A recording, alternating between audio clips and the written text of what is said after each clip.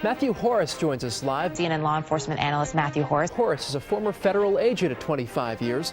He also has national and international security experience. CNN law enforcement analyst and author Matthew Horace joins me now. Matthew, thank you so much for being with me. This book, The Call, it actually is an acronym. It stands for character, accountability, love, and leadership. Law enforcement has to respond, and we have to respond vigorously. Matthew Horace is a former ATF special agent.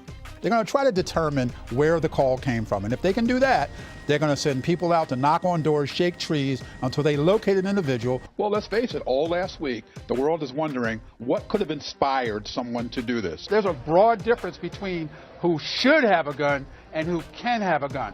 There were some red flags here in this case, just as there are in so many of the other active shooter investigations throughout this country. You just heard the witness telling us all the things that he was seeing and all the things that the family had observed themselves.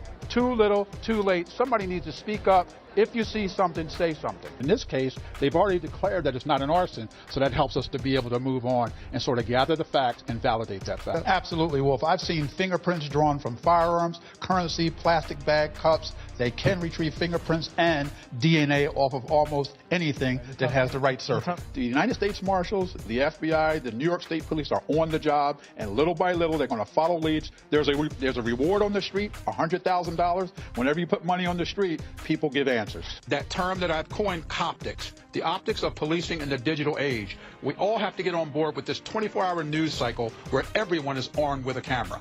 There's no timing on transparency. So whether we release the information today or release the information 2 weeks from now, it doesn't change the facts. This whole digital divide has created a broader chasm because universally, we haven't gotten used to the idea that we are behind the story and not ahead of the story. I've arrested hundreds of people. We've done this hundreds of times. If it's a safe situation to do it, you make that decision. This condition I described as optics is the combination of the optics of policing in the digital age and the convergence of video and technology. Let's break it down by the numbers. We are taught and culturalized that when we see small things like traffic infractions, broken tail lights, expired registrations, or things like that, we're taught that those bits of probable cause and reasonable suspicion may in fact lead to other things. We have a tremendous amount of resources within the scope of the federal government. We've been there before, and we understand that arson and explosive investigations are very complex. At the end of the day, with everything that we have going on in the country right now,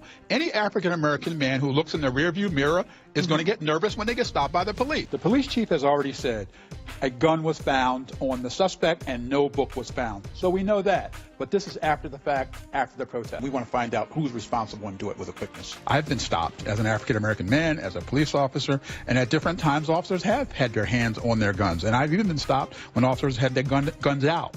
I've made traffic stops where my hand was on my gun or my gun was out. It all depends on the frame of mind of the officer, how he or she evaluates the stop, and what threats may be present. But in this situation, do you see anything that warrants this person being shot? 100% not. There are 4 officers there. There was no weapons. There was no action.